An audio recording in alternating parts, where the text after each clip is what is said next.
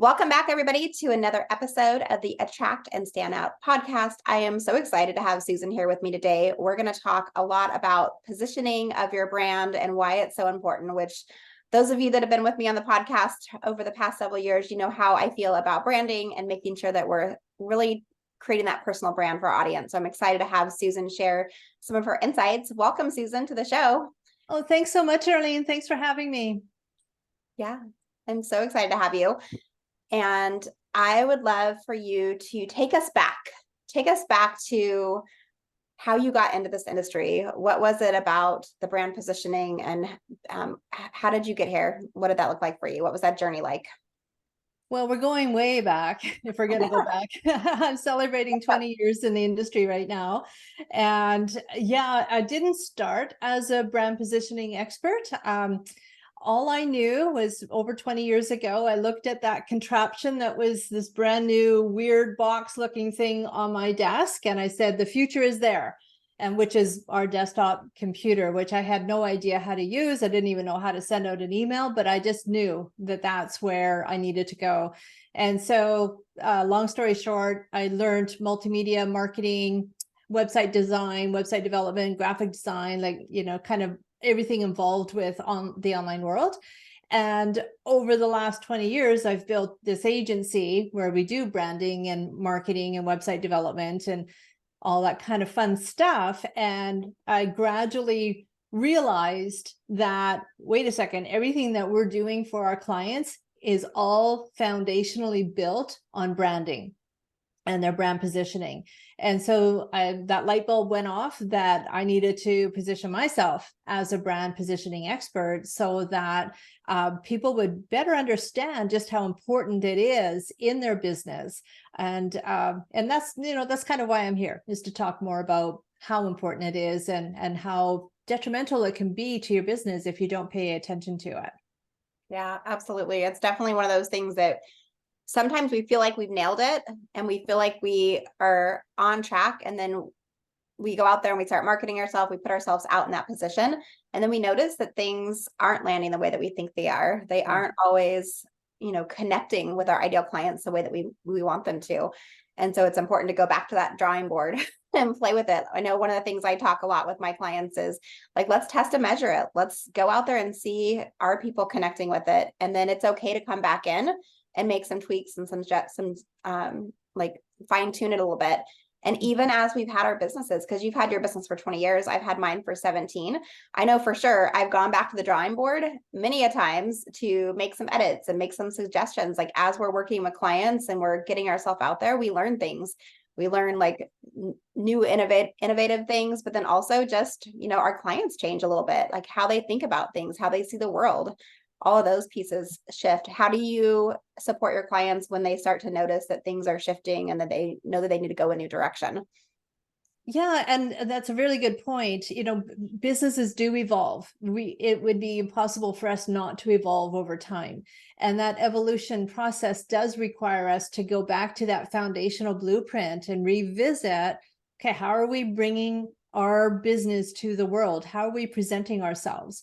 Because all of our prospective customers are all judging us in any way, shape, or form, whether it's visually or what we say, how we look, how we come across, what our tone of voice is, the copy that's on the website, what images that we're using. Even when we go in and do networking events in person, it's how we're dressed. Like we live in a judgmental world. And so revisiting that brand positioning blueprint is really important to make sure that we are giving the right message to the right person. And that right person is our ideal target audience, that group of people.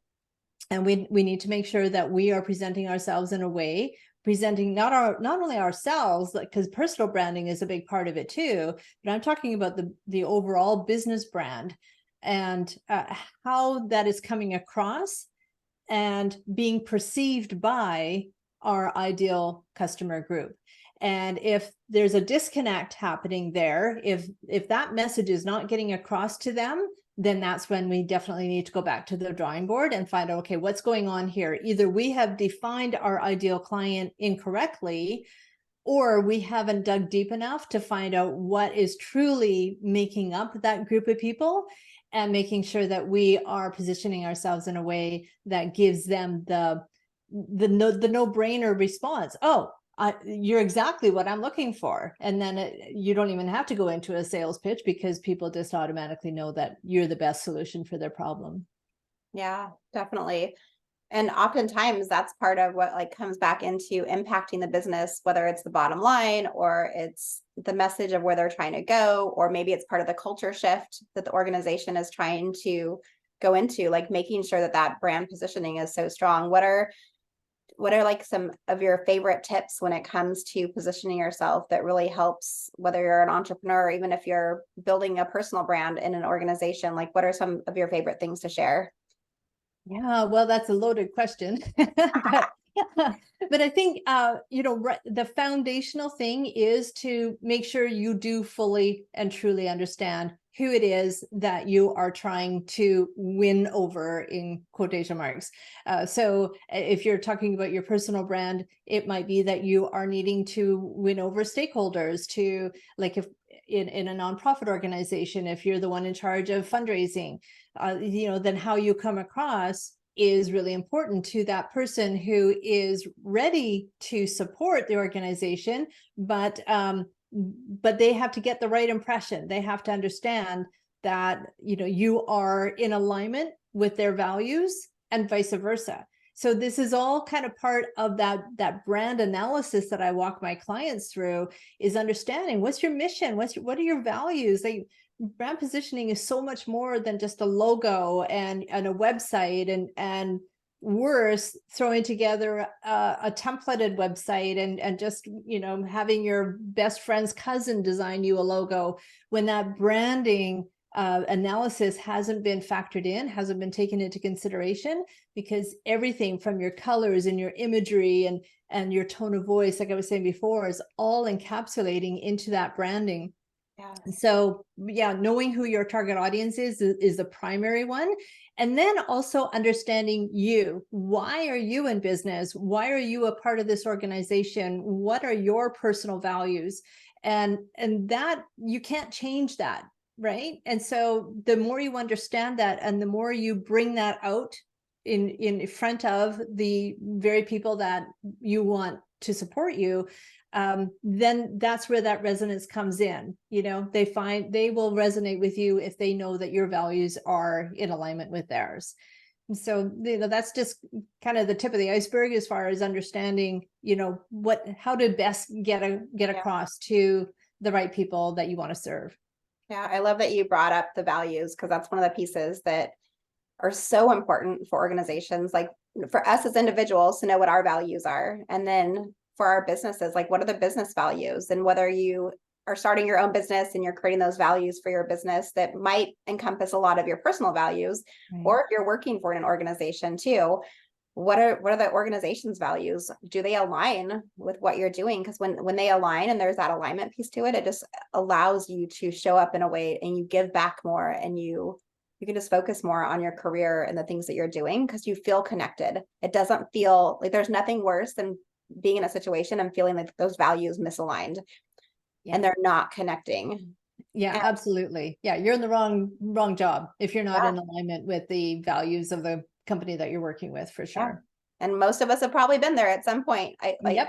definitely think back to prior to starting my business, and there I just felt out of integrity. Like things just felt off, and like I felt off in my body when I was showing up at work, because it wasn't feeling like it was equally yoked. And it was fine in that season, but I started noticing those things, and I was in my early 20s at that point as well, where I was feeling like something's off. Like there's like it was like a missing piece of the puzzle. And I remember when I left my career and started my own business, like most people thought I was crazy. They're like, what are you doing, leaving like your comfy 9 to 5? It wasn't a 9 to 5, it was in retail management, but like your comfy job, your 401k package, like you have vacation time and all these different things. And I'm like, yeah, I have those things, but what if there's more? What if there's more opportunity? And what if there's something different that I can do that will feel like I'm in the right position?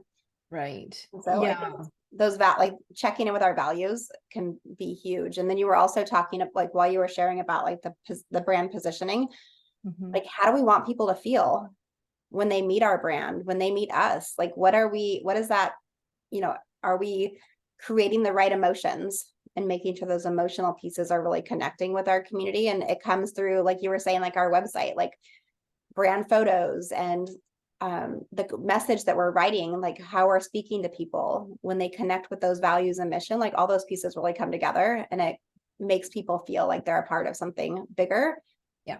than themselves. Yeah, for sure. And you touched on something that is so important and rarely considered and thought about, and it's that visceral reaction that people get when they encounter our brand.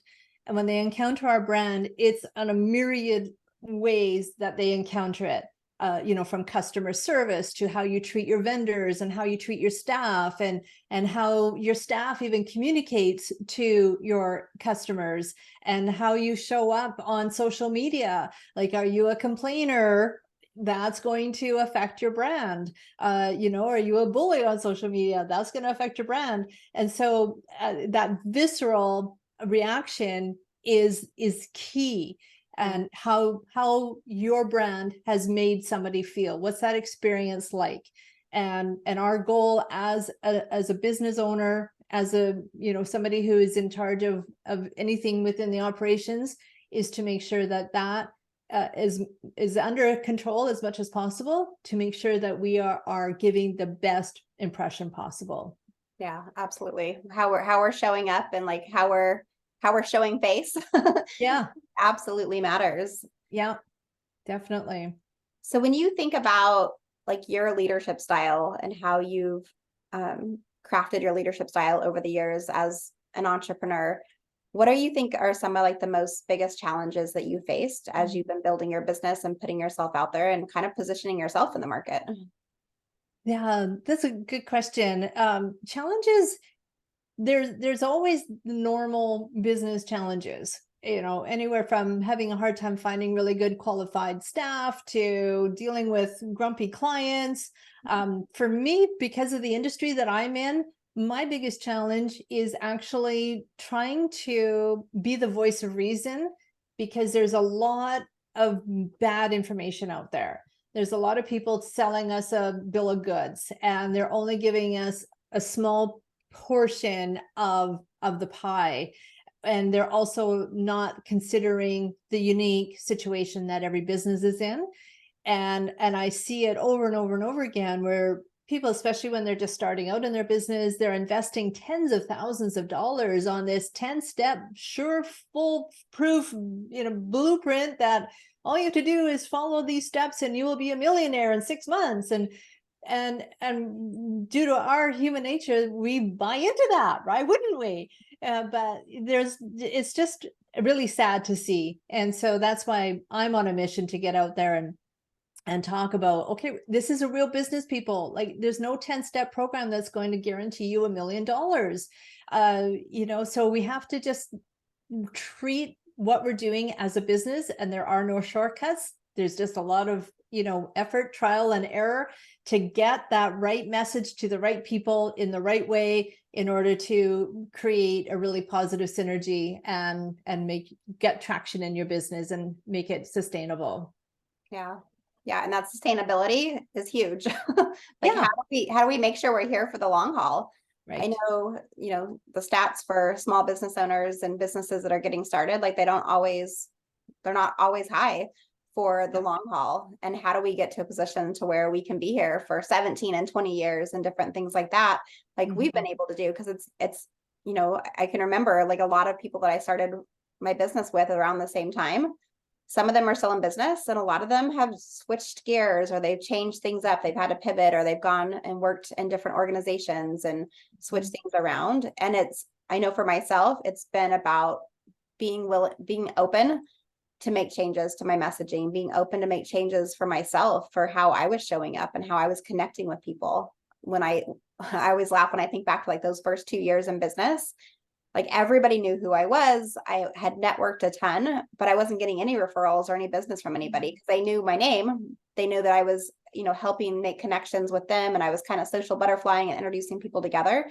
but I never was taking the time to like slow down and be like, hey, Susan, my name's Darlene. Like, here's a little bit about me. I was too busy going, oh, Susan, you need to meet Susie Q over here, and you need to meet Tom, and you need to meet all these different people, because I thought if I could just connect other people, that they would, and somehow like that good juju would come back.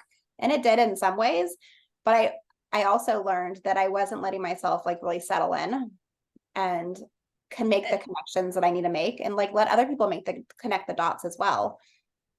That's a really, really good point, Darlene, because and I can so relate, because I did the exact same thing years ago. I was the connector. But what happens is people get confused. So what's really your business? Are you a networking like person? Like, are you a connector? Or like, they don't really get to understand what is it that you do and what is your specialty, because you are sending them down a different path away from your core competency and what you're all about.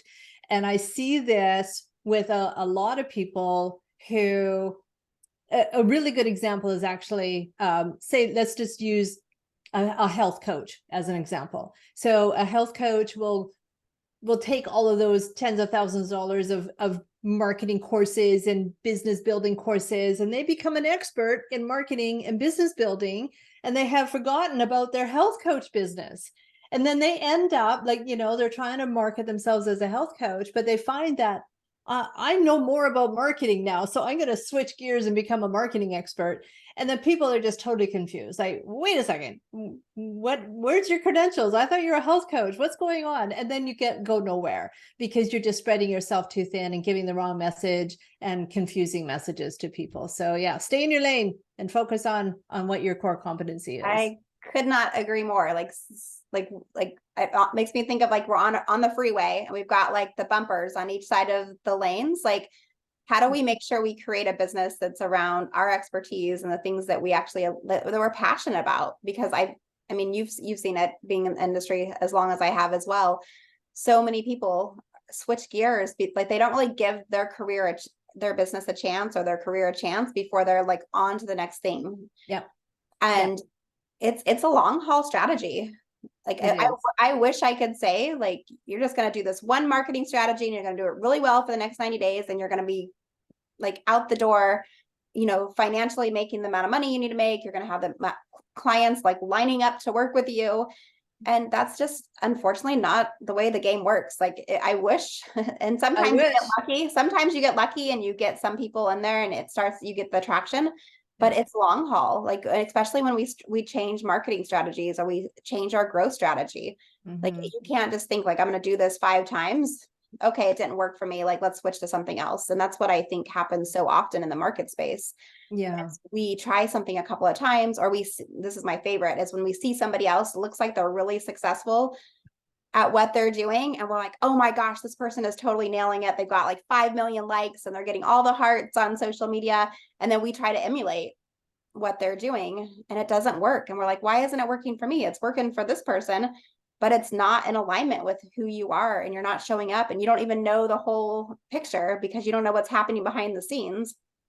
Exactly. I've worked with some of these, more visible gurus over the years, and what's going on behind the scenes is completely the opposite to what is being broadcast. And, it's really insidious because they're giving, the wrong impression. And yeah, we're all unique. We should never be copying somebody else who we perceive as being successful, because we do not know. They're not, well, even if they were, you wouldn't want to believe it if they were broadcasting, their annual income or whatever. Yeah. It's important also to recognize that businesses do evolve, and our customer base also evolves in what they need. And so sometimes we need to shift what we offer. Is what worked 5 years ago is just not relevant to them anymore. And we need to shift with their needs so that we are staying abreast with what the current needs are. And that's also something really important to consider from that brand positioning perspective. And I know since COVID, things have really changed, and trust is a huge one. If a potential client doesn't get the feeling that they can trust you, you've lost them. Like, and it could happen within that first split second of them encountering your brand, that you've lost trust for whatever reason. It can sometimes be seemingly a very simple, innocuous thing, but you've lost them. So that's why we have to just kind of stay on track and keep our fingers on the pulse of what is going on with our client base, and move and evolve and serve them, as opposed to trying to copy someone else's game plan. Yeah, that know, like, and trust factor. We've Right. heard for so long, like, we have to give them a chance to get to know us. And then from there, they're going to start to trust us and really connect. And there's so many ways that we can break that bond, right? Whether it's, sharing whether it's, and some of it is good. Some of it's taking a stand for something that you really believe in. And that might repel some people away from our brand. And it's also going to attract the people that we're really supposed to be working with. Yeah. And so that's one of my favorite things to do is, like, have some opinions, have some thoughts, like what happens in your industry that, you think a little bit different, or have a different angle or a different approach about than maybe a lot of other people who are in the industry. And how can you, take a stand or get up on your soapbox and share those pieces, because that's going to shift the market a little bit. It's going to make people either take notice and go, oh, this person is for me. Like, I really love what they're saying and the angle they're coming from. Or, they're going to be like, this isn't for me, but this person over here is totally who I'm supposed to be working with. And that's what we want to happen. We want to have the ground shift a little bit so that people can really take notice, and we can connect back to, like we were speaking before, about those values and those different pieces. Yeah, exactly. There's no reason why you can't be opinionated, as long as you are aware that those opinions can be either a turn off, or really develop a lot of trust with the people that you want to work with. So don't try to be everything for everybody, because that will never work. You'll be too muted, and you'll just be a little minnow in a sea of minnows. Yeah, absolutely.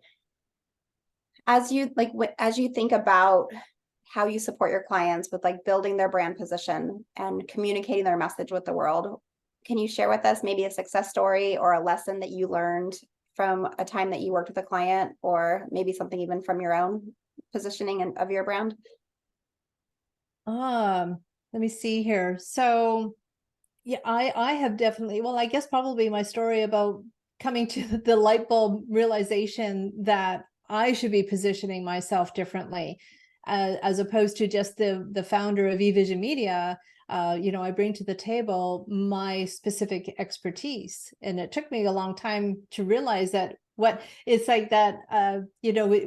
what we think is just normal, like, doesn't everybody know this kind of stuff? Like, yeah, I had to kind of do my own thought process and give myself credit for, the knowledge and expertise that I have gained over the years. And then I did do that pivot and created my own Susan Friesen brand. But and I kind of separated myself from the founder of eVision Media, which is, the entity that we've been growing for the last 20 years. And I think other clients kind of have come to that realization too. Like, I've worked with a few clients really recently where they've been in business for 20, 25 years, and they're coming to me saying, we need a revamp. We need to rebrand ourselves because we're becoming dinosaurs in our industries. And they're also looking at their legacy. Are they positioning their business to be able to sell it? Then they need to not have a brand that looks 20, 25 years old. And so we've been doing that quite a bit lately, helping people, just kind of get past the old school stuff and get more current and relevant. Yeah, I love it. You brought that up. So what do you think are some of, like, the trends or industry insights that could help people that are listening to the podcast today? Like, what do you think is coming as we, like, launch into a new year and have 2024? Like, what do you think is going to shift in the industry for the work that you do? Well, it's AI has certainly become the big talk of the town. And it's interesting how there's a wide gamut of opinions about it. Some people are afraid of it. and they think it's the root of all evil, and other people are embracing it and using it too much to their advantage, and they're trying to manipulate people too much, right? And so this is the reason why the other people are so worried about it. But what we as business owners need to realize is that not only is it here, but it has been here for many years, whether we know it or not. And now we need to incorporate it into our business. And I'm not saying to use it to replicate, like create your own blog posts and do everything without you having to do any work, because it's becoming obvious when you read a blog post or see some social media posts, you can see right off the bat that was a ChatGPT generated post. Yeah. And so the whole premise is to use it as a tool, just like a mathematician would use a calculator as a tool. You still need to know how to, what numbers to punch in order to get the right output. And so if you think of AI as a tool to use that will help streamline your processes and help with some ideation, perhaps, that is definitely something that we all have to embrace, because especially the younger generation, they're going to look at our more established businesses like you and I, and if we're not incorporating it, they're going to label us as dinosaurs and go elsewhere. So we need to kind of get on that bandwagon and use it with ethics and the right morals, and use it in a way that will benefit not just our own business, but the clients that we serve and how we serve them. Yeah, it can be a great resource for like brainstorming ideas or getting topics, or like we've all had moments where we stared at a blank piece of paper and we're like, oh my gosh, I need to do this task and this thing, and it's blank and I have nothing right now. Yeah. And there's lots of ways that we can prepare ourselves to get ready so we don't have a blank page in front of us. But AI has definitely been a resource where you're like, just give me some ideas, give me some topic ideas, or it's very useful in those ways. And then there's also times where, like you said, like people are completely using it just as like content, like let's copy and paste this AI product and put it over here. And it shows. So, and as you're positioning your brand, especially, how do you want that brand to be positioned? Is your voice coming across? Is it AI's voice or is it your voice? Especially like I have a personal brand. It's just me and my business with my virtual assistant.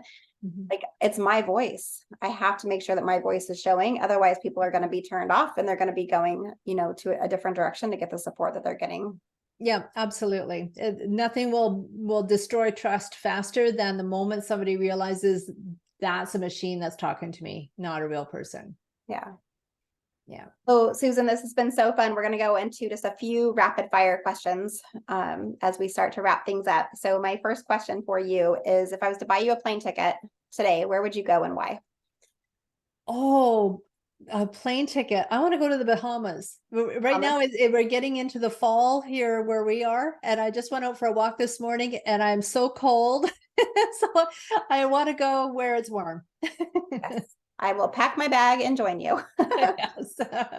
When you think about self-care and your mental health and your physical health, like what are some things that you love to do to just take care of you? Oh gosh, that's such an important question. One that I ignored for a long time, but the last several years I've been really paying attention to self-care. So going for a walk in the mornings, I do yoga, I work out 5 days a week. I eat as healthy as I can, even when Halloween comes by. Don't eat the candy. Yeah, meditate. I write in my gratitude journal. I do quite a few things to practice self-care. Yeah. Awesome. I love that. And when you think about making an impact and leaving a legacy, what are some things that you're doing today to help that be set in place? Yeah, I think I'm doing it right now. I'm a sponge for knowledge. I love to constantly learn. And part of my DNA is not holding what I have learned in. I need to share it. I need to let other people know about what I'm excited about. And so that's why I want to do these podcast interviews and I go on social media because I just have a passion for sharing information that will help the struggling entrepreneur, the brand new business owner, the nonprofit organization that is in need of getting themselves out there so that they will win over the stakeholders that they need in order to sustain their business. So it's multi-layered, but that's my passion. That's my purpose. Perfect. And are you a curl up on the couch and read a book, or are you binge watching something on TV right now? It all depends. I've gotten onto Audible lately and I love it because I can listen to an Audible book when I'm driving for a couple of hours. But I also love curling up on a couch and reading a book in silence and just absorbing myself in that world. Yeah. But I will binge watch TV too if it's a really good show. But it has to be a good show, like one that makes me think. Yeah. What are you reading right now? Oh, I'm reading a lot of health books right now, actually. I just finished reading Dr. Gundry's The Keto Code. I've been reading Dr. Mindy Peltz's Fasting Like a Girl book. So speaking of self-care, I've been really immersing myself into health. Yes. Yeah. Taking care of our body, mind, and our soul are so important. Yeah, definitely. And the last question I have for you, what would you say is your top value? Trust. Trust. Without trust, you can't build a business. And I've worked my whole life trying to build trust with people. Yeah. Awesome. And where can people connect with you, Susan? I know people are going to want to reach out and stay in touch and connect. Where should they go? Well, I think the best thing to do is go to my website, evisionmedia.ca, and just scroll down. Well, you can look at the website, but down at the bottom is all of our social media accounts. And please come and connect with me on Facebook, LinkedIn, Twitter, Instagram, you name it. All the places. all the fun places. I do have a TikTok account, but I haven't really embraced it all that much. But which platform do you spend the most time on? Well, it varies between Facebook and LinkedIn. I like Facebook for various more personal reasons, and I love LinkedIn for the business professional reasons. Awesome. And I know you have an amazing free gift for everybody today. Can you share what it's about and how to find it? Sure. Yeah, I put together a free guide. It is called a 7-step guide to defining a compelling brand identity so that it will appeal to your perfect client. So really it's like it's a 7-step preliminary. This is what you need to know in order to define your brand in a way that will attract the right clients into your business. And so it's a free download. You just need to go to www.brandidentitysteps.com. Awesome. And we will make sure that is in the show notes below. So if you're driving, do not fear. You can grab those notes at the bottom of this episode. Well, Susan, thank you so much for coming on the podcast and sharing all of your amazing knowledge. It's so important that we continue to have these conversations and share these tips because I know, like you said, I'm a lifetime learner myself, and listening to these types of conversations really always, I leave with new insight, new things to take away, a new vision for life. And so I appreciate you coming on and taking your time with us today. And Attract and Stand Outers, thank you so much for joining us for another episode of the Attract and Stand Out podcast. Please hit subscribe if you are brand new here with us. And also leave a review. If you leave a review here on the podcast, take a screenshot of it and send me either a message on LinkedIn or on Instagram and let me know that you reviewed the podcast, and I will send you your next cup of coffee or chai. I'm a chai girl myself. Or your next muffin. Have an amazing rest of your month, and I hope to see all of you again soon. Take care. Bye, everybody.